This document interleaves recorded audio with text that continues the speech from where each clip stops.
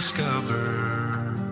Hey, sister, know the water's sweet, but blood is thicker. Oh, if the sky comes falling down for you, there's nothing in this world I wouldn't do.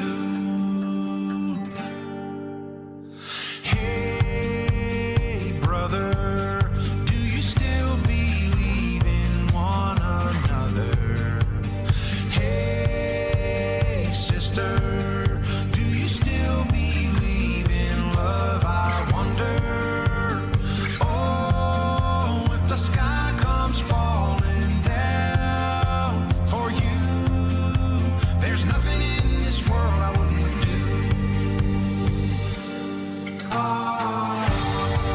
What if I'm far from home? Oh, brother, I will hear you call.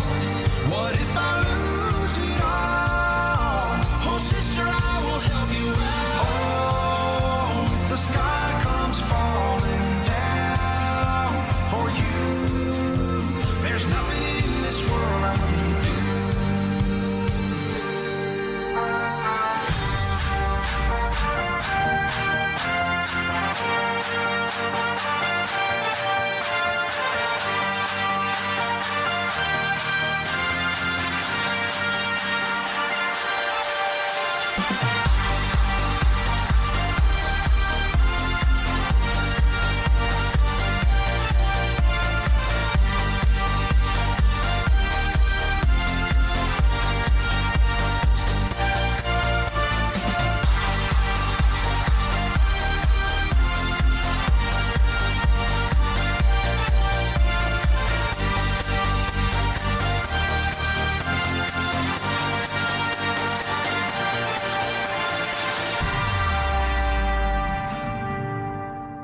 Hey, brother, there's an endless road to rediscover. Hey, sister, do you still believe in love? I wonder. Oh, if the sky comes falling down for you, there's nothing in this world I wouldn't do. What if I'm far from home? Oh, brother, I will hear you call. What if I lose it all? Oh, sister, I will help you out. Oh, if the sky comes falling down for you, there's nothing in this world I wouldn't do.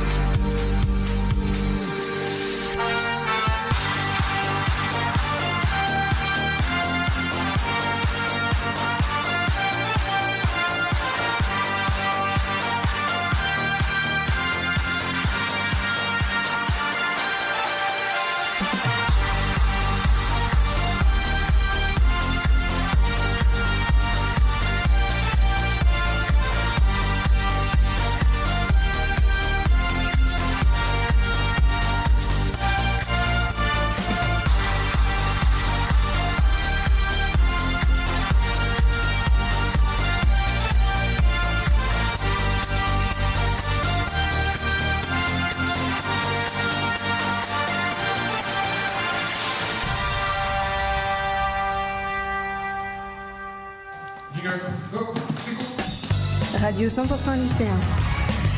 Radio 100% lycéen, la radio des jeunes de la région Centre-Val de Loire, en direct, en audio et en vidéo sur yeps.fr.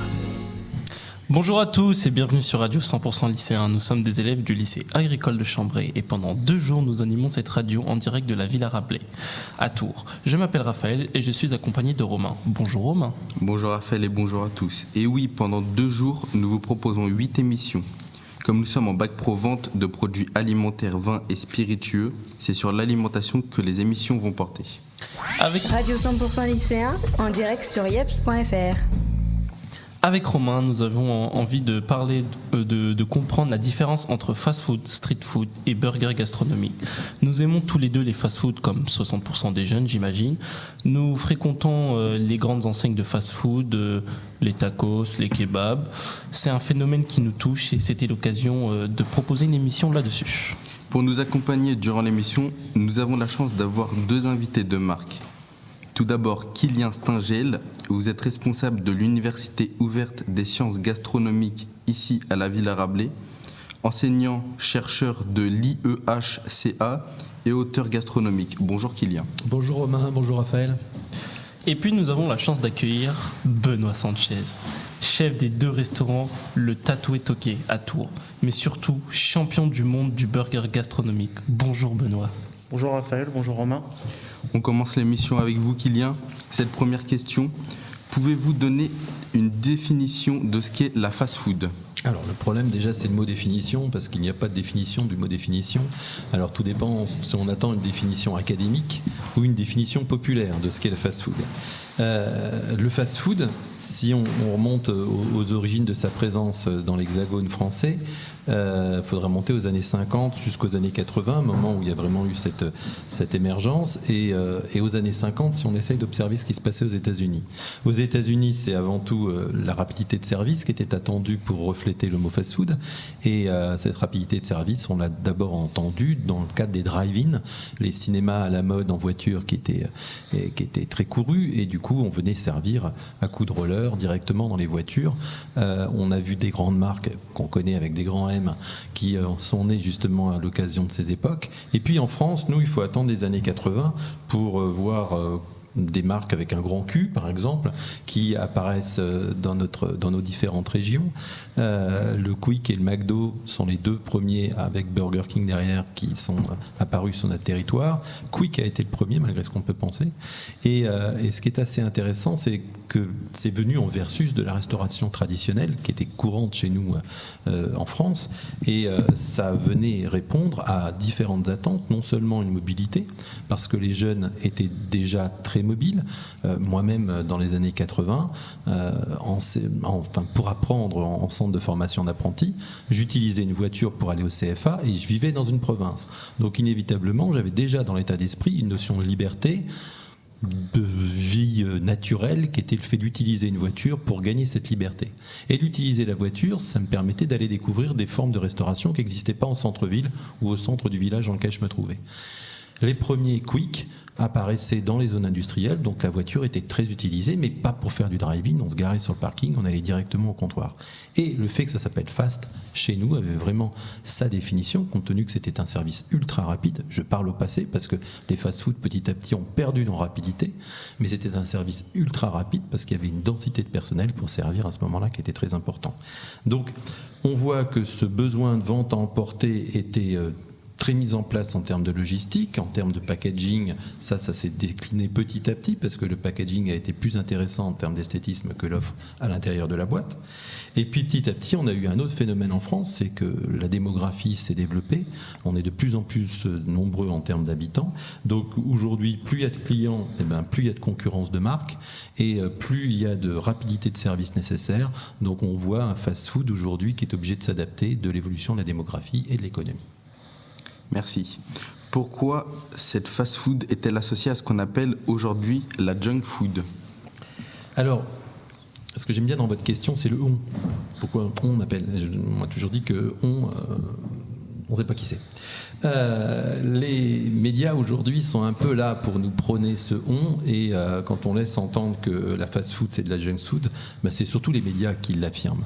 Les médias sont là essentiellement pour faire ce qu'on appelle du buzz la plupart du temps, tout du moins attirer leurs lecteurs ou leurs auditeurs, et ils utilisent naturellement des termes grandiloquents, performants, catastrophiques, quelquefois quitte à faire peur, et le mot junk food est là tantôt pour faire peur.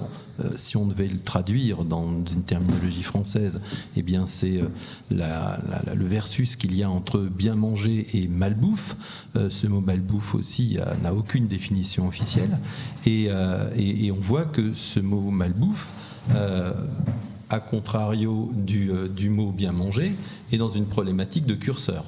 Ce qui peut être une malbouffe pour vous ne l'est pas pour moi et vice-versa. Ce qui peut être un bien manger pour vous ne peut ne pas l'être pour moi et vice-versa. Tout dépend finalement de l'âge, donc de la génération, des moyens financiers, du contexte historique, du contexte spatial, du contexte temporel, etc., des actualités politiques potentiellement, qui vont nous amener au fait qu'on aura tous notre propre définition de ce qu'est une bonne nourriture ou de ce qu'est une junk food, dite malbouffe dans notre pays. Donc on a vu dans les années 70 ce mot malbouffe qui commençait à apparaître dans les médias, justement pour essayer d'attirer le lecteur. Malheureusement, les années 70, c'était hier, malgré ce que vous pourriez ressentir, vous en tant que jeune, nous on a l'impression que c'était encore hier, et on n'a pas assez de recul, un historien n'a pas assez de recul aujourd'hui pour définir si réellement cette production était une forme de malbouffe, ou au contraire, si c'était simplement un effet d'aubaine que de tirer la corde vers le bas de la part des médias.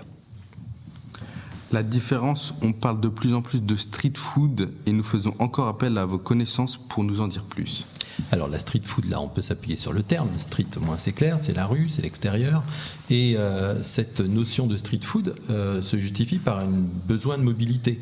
On sait qu'aujourd'hui on nous parle de mobilité douce dans les différents périmètres urbains, on demande à ce que les nouvelles générations apprennent à ne plus avoir une voiture indépendante comme je l'expliquais pour ma part dans les années 80, mais au contraire d'utiliser des canaux de transport en commun afin que petit à petit cette mobilité douce puisse devenir une mobilité tout court, d'aller d'un lieu à un autre.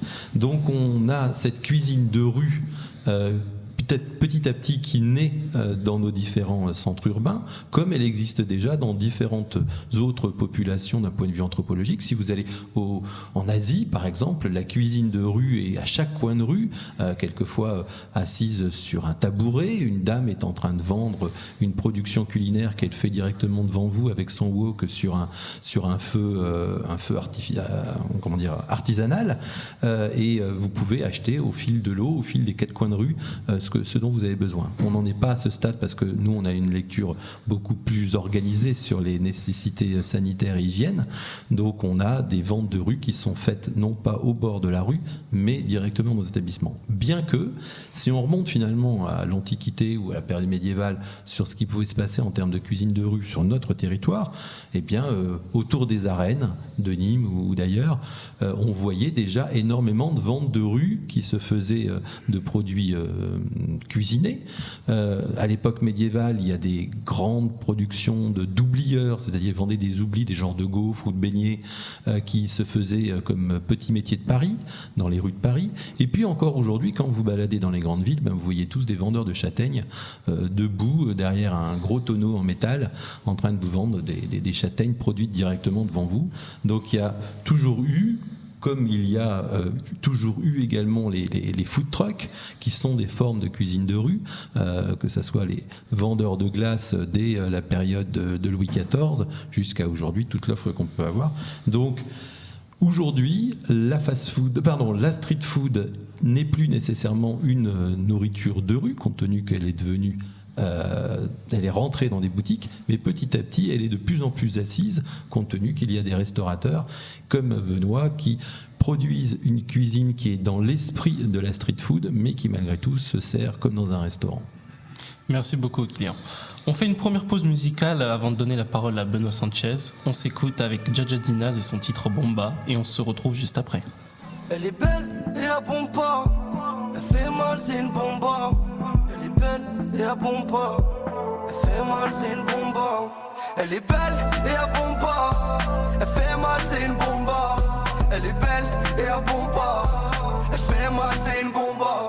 Depuis qu'elle est rentrée dans ma life, c'est même plus la même histoire.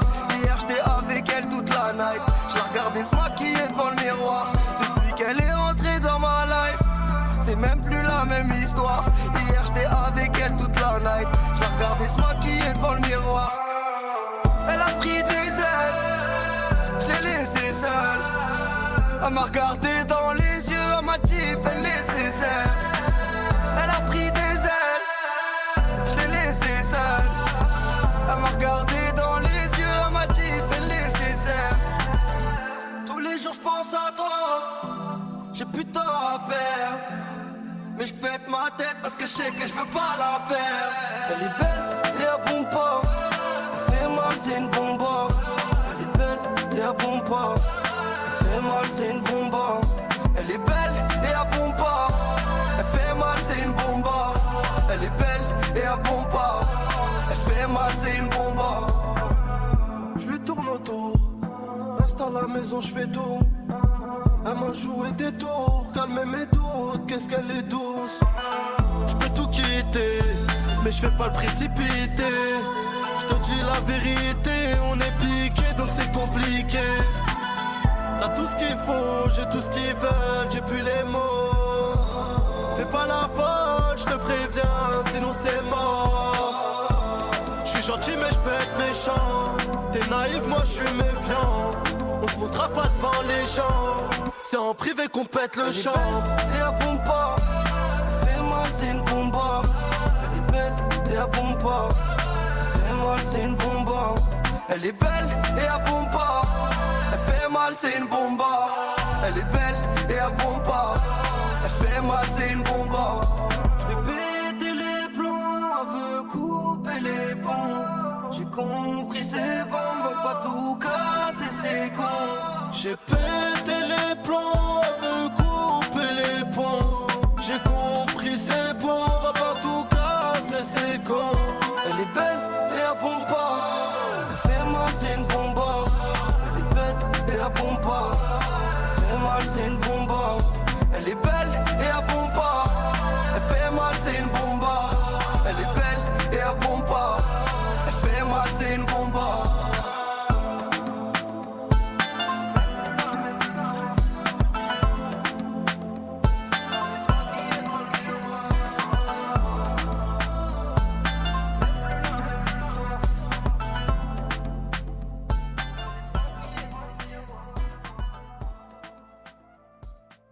Radio 100% lycéen, en direct sur yeps.fr.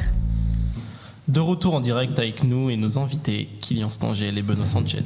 Benoît Sanchez, vous êtes chef cuisinier et vous avez ouvert 2 restaurants à Tours et vous avez gagné le titre de champion du monde de burger.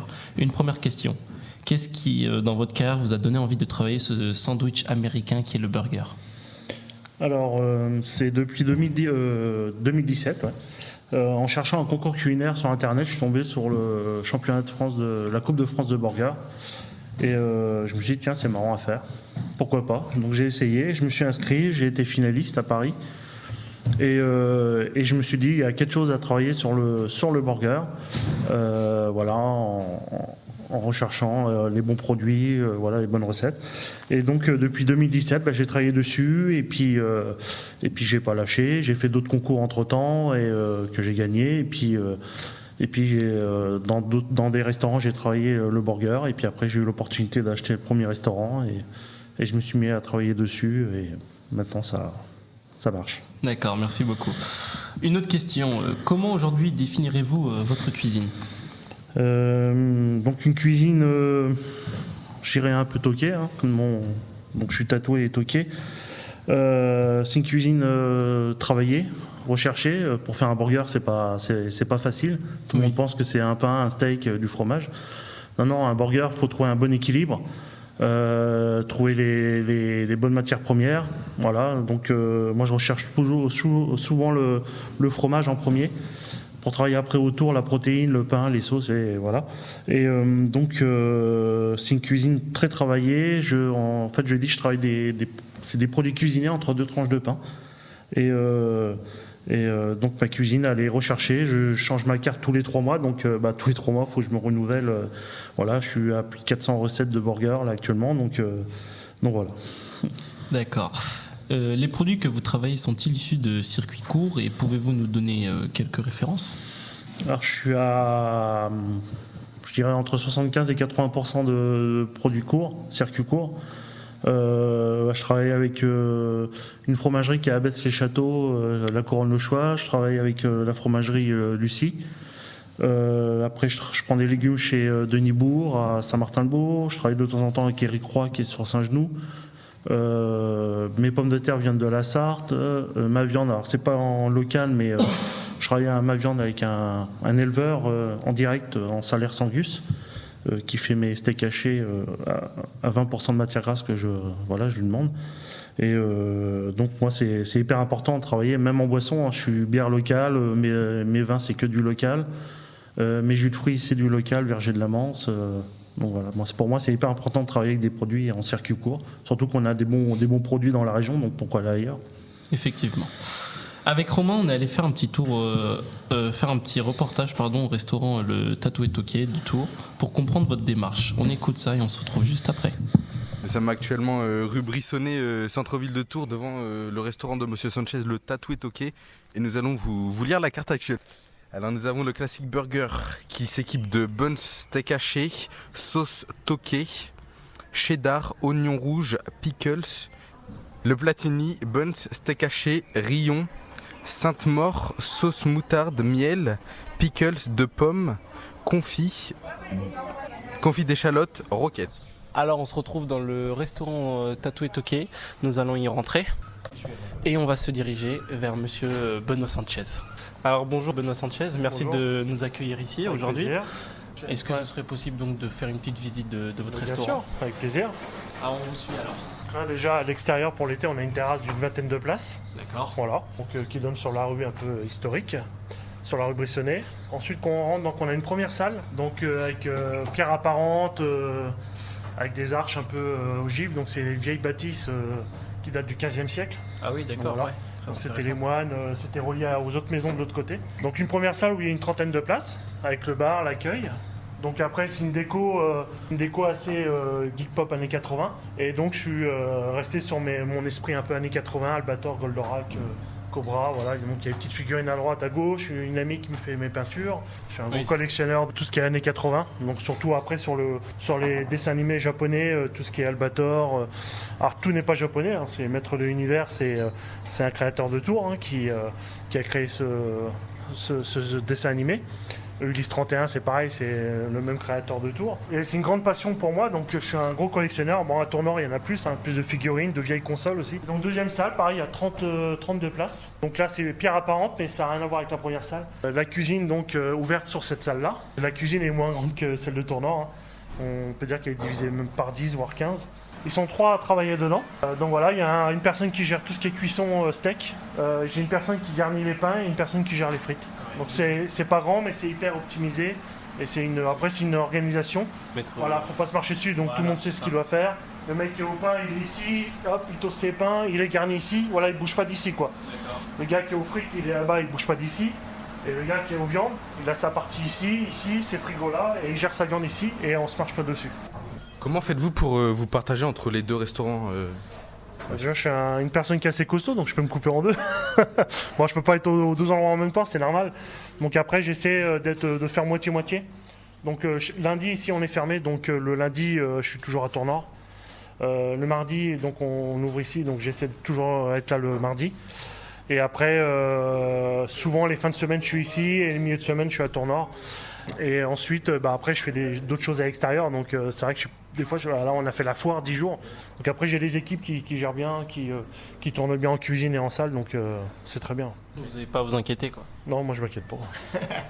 Quel type de vin mettez-vous en avant dans vos restaurants? Alors, que ça soit en vin ou en bière ou en soft, je suis un maximum de local. Alors, on est obligé de travailler des produits Coca-Cola, voilà, alors, je dis les marques, mais, on est obligé de travailler des produits de marque. Mais après, tout ce qui est jus de fruits, c'est verger de la Manse. Tous mes vins, c'est du local. Mes bières, c'est du local. Voilà, c'est la petite messe, c'est l'artisanel, c'est LBF. Sur mes deux restos, je travaille à peu près, je parle en boisson et en matière première des burgers, je suis à 80% de local à peu près. Vous essayez de faire un maximum possible pour que ça soit des circuits courts, c'est ça? Ouais, c'est ça, un maximum de circuits courts, c'est hyper important. Puis après, dans la région, on a des super produits, hein, ça n'a rien à aller chercher ailleurs. Est-ce que vous avez une passion pour le rugby, comme je vois que vous avez un t-shirt de rugby? De marque de rugby, ouais.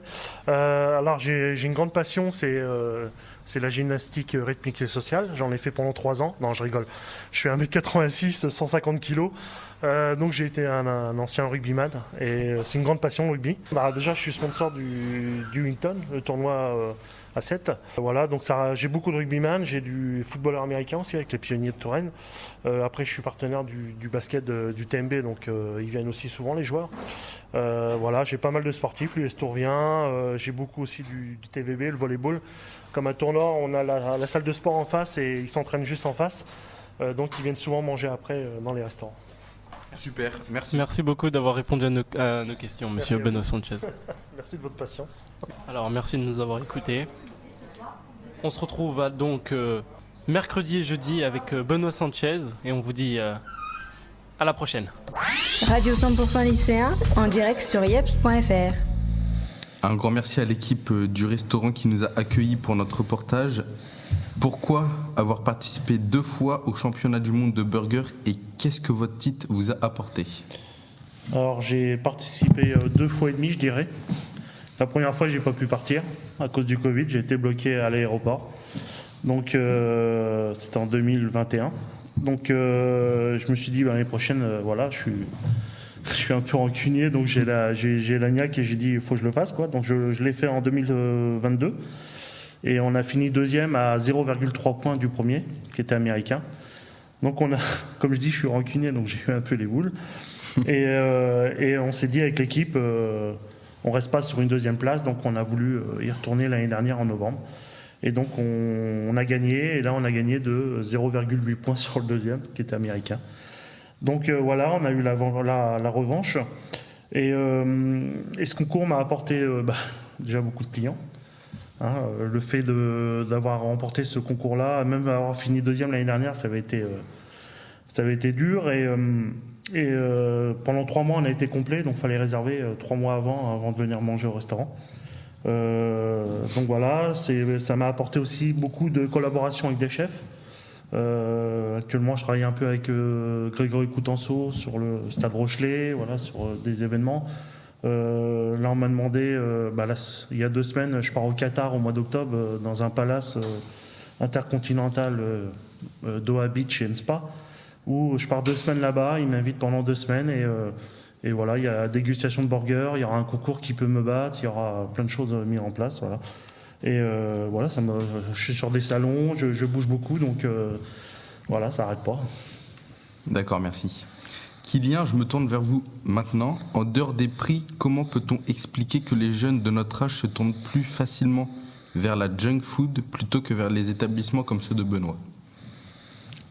Il y a peut-être une notion de prix déjà qui fait que vous n'êtes pas nécessairement avec les mêmes moyens qu'un quadragénaire qui va aller manger dans le restaurant de Benoît.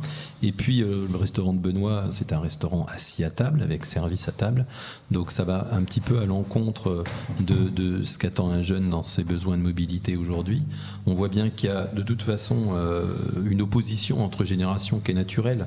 On a rarement envie de manger au même endroit que mangent nos parents. Donc une restauration traditionnelle qui est assise vient en opposition d'une restauration qui est mobile, de fast-food ou de food truck. Et puis le jeune cherche finalement le fast-food par rapport aussi à un intérêt d'appartenance à sa génération, d'appartenance à son groupe social. Et pour autant, vous n'avez pas utilisé le mot fast-food, vous avez utilisé le mot junk food. La junk food, si on écoute ce qu'en disent les médias, voire les chercheurs, sur cette définition de cette malbouffe, on la retrouve aussi, malgré tout, dans toutes les générations, compte tenu qu'en grande surface, quand on fait ses courses, on n'achète pas nécessairement que des produits qui sont valeureux pour notre corps. On achète bien souvent des produits qui sont trop gras, trop sucrés ou trop salés. Et c'est pas uniquement dans le monde de la fast-food que l'on peut trouver ces défauts. Donc on a, dans tous les cas, toutes les générations qui s'intéressent à la malbouffe ou à la junk food. Évidemment. Merci pour cette réponse. La France a une renommée mondiale pour sa gastronomie qui est inscrite au patrimoine de l'UNESCO. Vous-même, vous travaillez pour que Tours devienne capitale de la gastronomie. Or, nous sommes passés de 200 enseignes de fast-food il y a 30 ans à près de 50 000 aujourd'hui. Ces enseignes, on les retrouve le plus dans les villes moyennes. Comment Excusez-moi, comment expliquez-vous ce paradoxe ? Alors, Tours n'envisage pas de devenir capitale de la gastronomie. Elle est déjà une des 4 cités de la gastronomie.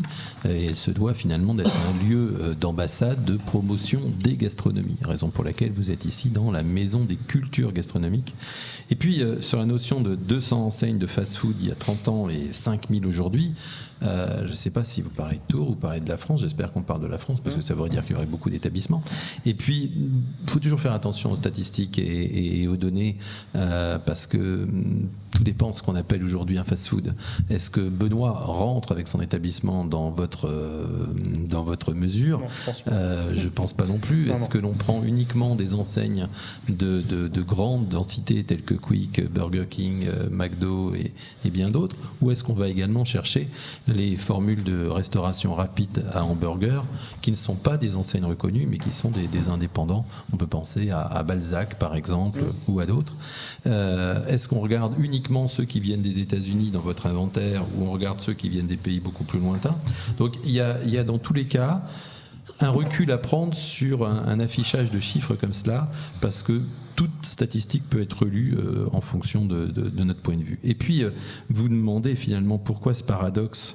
Le paradoxe, il vient de la démographie de notre commune, de notre ville. Cette démographie se développe, l'offre se développe naturellement et elle évolue aussi avec l'évolution des générations.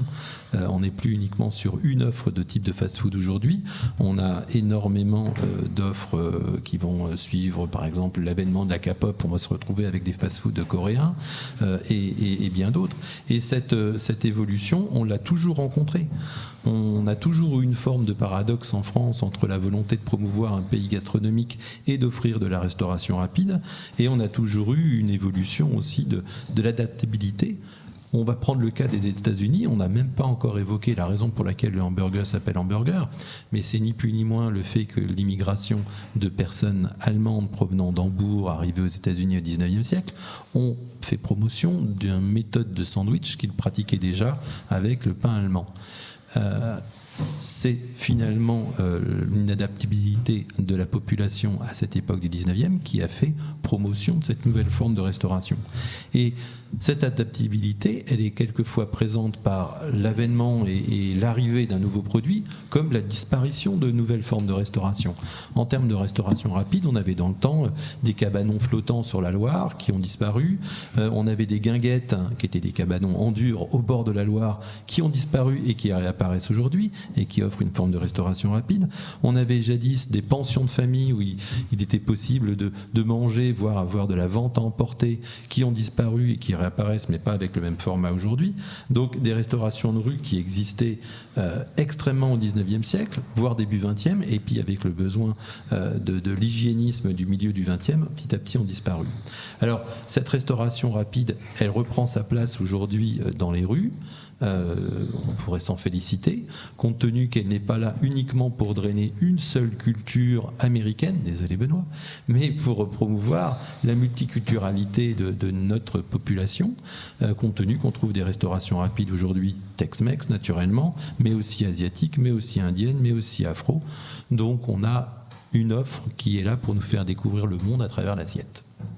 Merci beaucoup pour cette réponse. On va se faire une autre pause musicale avec une chanson que notre merveilleux prof, Monsieur Delorme, a choisie pour l'occasion, L'enfer de la malbouffe, Alan Nechayev.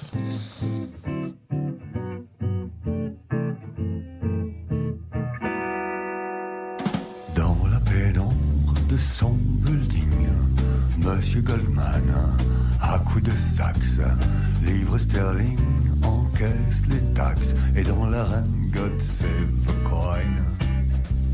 Les hommes triturent, les hommes malaxent, des tonnes de fric, des tonnes de fax, bien engoncés dans leur smoking, parfum dracard, les vieux vikings font le forcing, bombent le thorax, pour un shilling deviennent furax.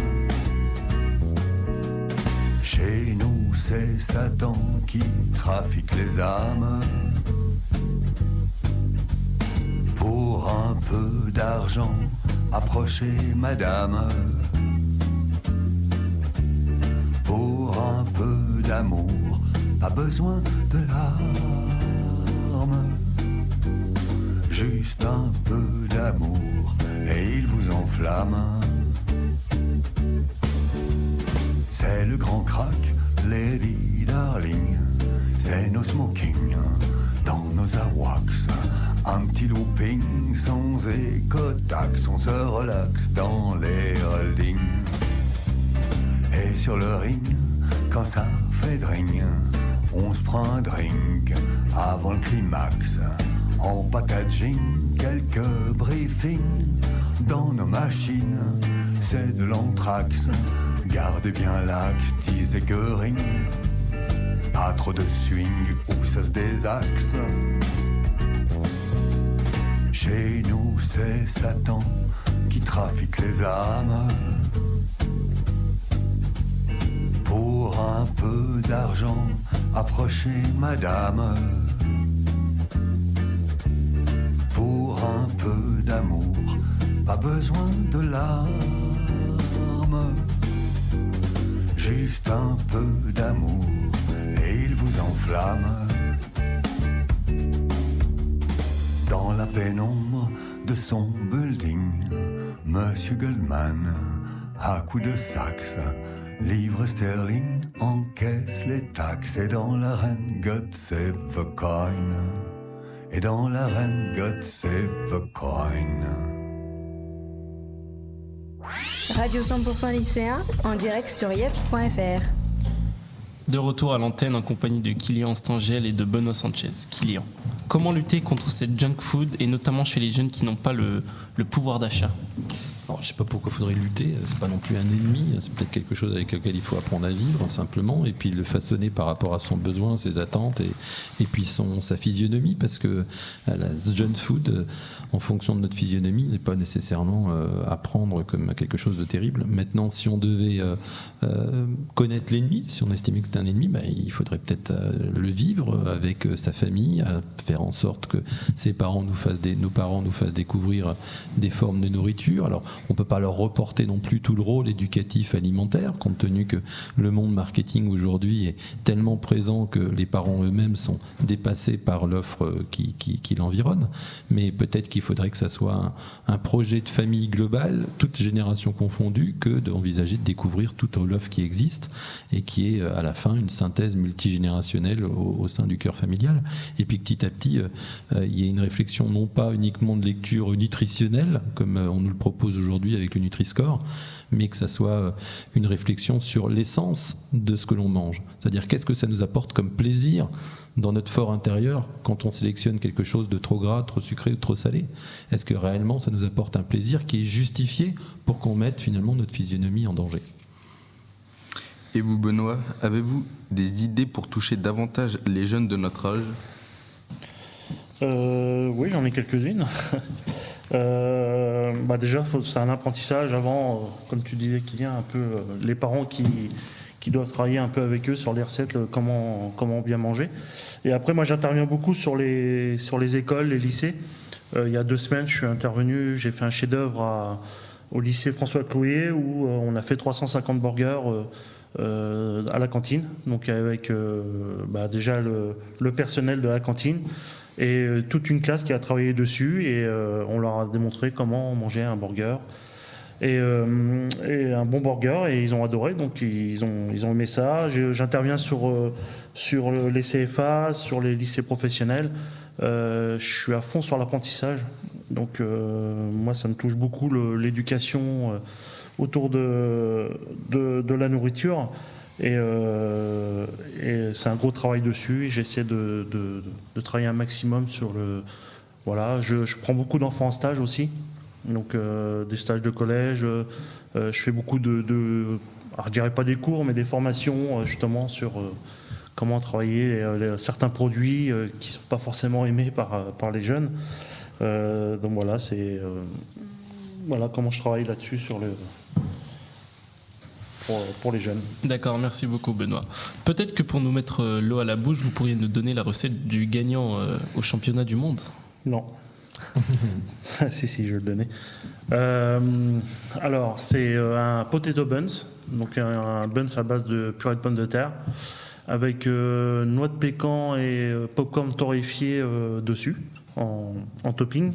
À l'intérieur, vous avez un ketchup, ananas, mangue, piment chipotle et Jack Daniel, donc du whisky. Confit d'oignon en porto. Vous avez 2 steaks Wagyu. Donc Wagyu, c'est une race de viande japonaise et qu'on trouve aussi en Australie. Qu'on a été chercher directement chez un éleveur. On a été voir tout l'élevage du Wagyu. Donc c'était vraiment top. On a mis un cheddar affiné et cheddar fumé dessus. Bacon jam. Donc bacon jam, c'est des tranches de lard qu'on a caramélisées au sirop d'érable et au sauce barbecue. Oignons frits maison au paprika fumé. Qu'est-ce que j'ai oublié encore? Noix de pécan et popcorn, on l'a remis dedans. Et puis après, on a fait une salade fraîcheur. Donc salade d'herbes qu'on a mélangé, coriandre, cerfeuil, persil plat, tartare de tomates. On a fait oignon rouge et on a fait une vinaigrette acidulée. Voilà. D'accord, merci beaucoup. Très ça a léger. l'air d'être très délicieux. Ça ne m'étonne même pas que vous ayez gagné ce championnat. Benoît, avez-vous des nouveaux projets, de nouveaux défis pour la suite de vos aventures? Alors, des projets, oui. Concours, pour l'instant, je suis en stand-by. Voilà, je me donne une année là tranquille. Je devais organiser un festival au mois de septembre que j'ai repoussé parce que voilà, je suis un peu juste sur l'organisation et pas mal de choses. Et donc c'est un festival sur la street, ça s'appelle Street Experience, donc sur tout ce qui touche la street food, street dance, street art, street sport. Donc le projet d'aller au Qatar. J'avais été aussi invité au Japon cette année, mais je peux pas y aller. Voilà, d'autres projets. Après, peut-être d'autres restaurants au niveau national. Donc on verra. On est en train de travailler dessus, savoir si justement on crée une franchise ou si on crée une licence ou voilà, travailler dessus. Donc c'est un gros travail. Donc voilà mes futurs projets. Merci. Kylian, une nouvelle tendance inonde les réseaux sociaux et a même été sujet d'une épreuve Top Chef le 10 avril dernier. C'est la tendance du food porn. Le food porn, c'est quoi et pourquoi un tel succès sur les réseaux? Alors, le food porn, comme on l'entend aujourd'hui dans le monde populaire, c'est l'instagramisation, c'est le fait de prendre en photo et de mettre sur les réseaux sociaux ce qu'on mange. Il faut bien comprendre l'origine de la terminologie food porn. Derrière food porn, il y a le mot porn, porno.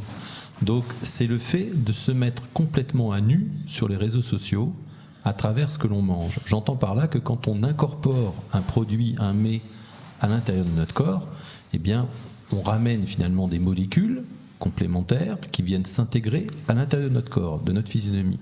Quand on prend un morceau de bun et qu'on le met dans notre ventre, eh bien il va devenir un élément de nous-mêmes.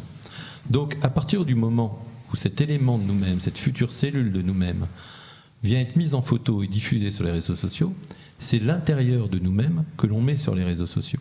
C'est-à-dire notre plus grande nudité, c'est notre incorporation, notre sensibilité et l'intérieur de nous-mêmes. Alors l'intérieur, non pas nécessairement au sens physiologique, mais l'intérieur au sens psychique, au sens esthésique, c'est-à-dire la représentation de ce que l'on se fait, de ce que l'on mange, et cette esthésie du plat que l'on va intégrer dans notre corps et qui va devenir nous-mêmes, qui va devenir notre identité, eh bien on la met sur les réseaux sociaux, on affiche notre identité de mangeur en prenant en photo et en diffusant au plus grand nombre. Donc faisons attention quand on instagramise quelque chose, parce que ce que vous envisagez de manger à un instant T ne sera peut-être pas l'image de ce que vous voudriez avoir de vous dans 25 ans. D'accord, merci beaucoup. Une dernière question à tous les deux. Avant de nous séparer en musique, on entend souvent dire que la génération Z, les jeunes d'aujourd'hui, on est un culte, paresseux et complètement sous influence des réseaux. Qu'en pensez-vous de cela et notamment pour la défense d'une alimentation de qualité? C'est apprendre à faire la différence, c'est peut-être intéressant, mais c'est pas une question de génération. Je pense que la génération de votre prof, à mon avis, était moins ouverte que vous, parce qu'elle avait moins d'outils de communication, donc du fait de tout ce que votre génération peut avoir pour découvrir le monde dès votre jeune âge, eh bien vous êtes peut-être déjà mieux acquis et mieux armé que l'était votre prof à votre âge. Mais aujourd'hui, finalement, apprendre à faire la différence entre ce qui nous est offert dans les médias et ce que l'on voudrait vraiment en retenir, c'est finalement apprendre à faire la différence entre l'idéalisation et l'idéal.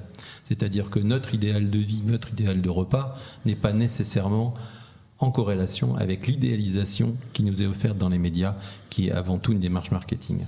Donc finalement, votre génération, vu qu'elle maîtrise l'utilisation des médias, essayez d'utiliser la maîtrise aussi de ce que offrent les médias en termes de présentation.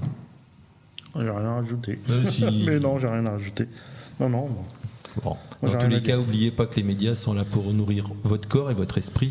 Et un mec comme Benoît, il est là aussi pour nourrir votre corps et votre esprit, parce que même si on a l'impression que dans l'assiette, c'est le corps qui va incorporer les choses, finalement, quand vous vivez un moment dans son restaurant, avec tout le décorum et puis tout le décorum du personnage, ça nourrit plus votre esprit à la sortie du restaurant que votre corps. Merci. Merci beaucoup à vous deux. À 14h, vous retrouverez Zélie, Louane et Lilia pour une émission consacrée à la place de la femme dans l'alimentation. On se quitte avec un morceau de Meudra, un ancien de notre lycée qui n'est ni paresseux, ni inculte et ni influençable. Vous pouvez le retrouver sur Insta @meudra.officiel. On écoute Meudra. Tête cramée, je suis dans le thème. J'ai pas besoin de pour vivre mon ami. Les envieux m'analysent, je le fais pour ceux qui m'aiment. J'ai compris que j'avais que la famille. Mais j'appelle chi quand y'a blême. Sur personne j'ai compté, personne voulait m'aider. Maintenant reviennent comme si la roue avait coincé. Sur personne j'ai compté, moi. Maintenant reviennent comme si la roue avait coincé.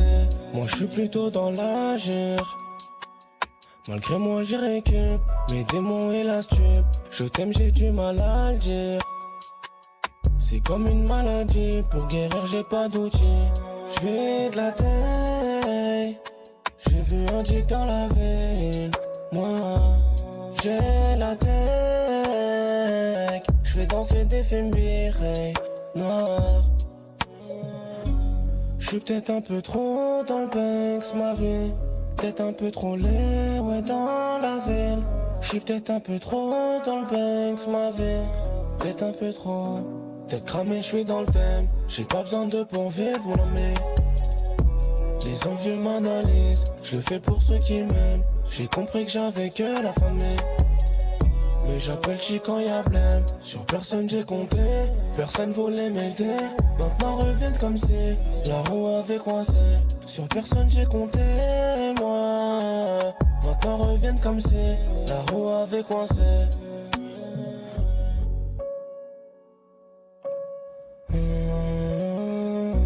Maintenant reviennent comme si la roue avait coincé.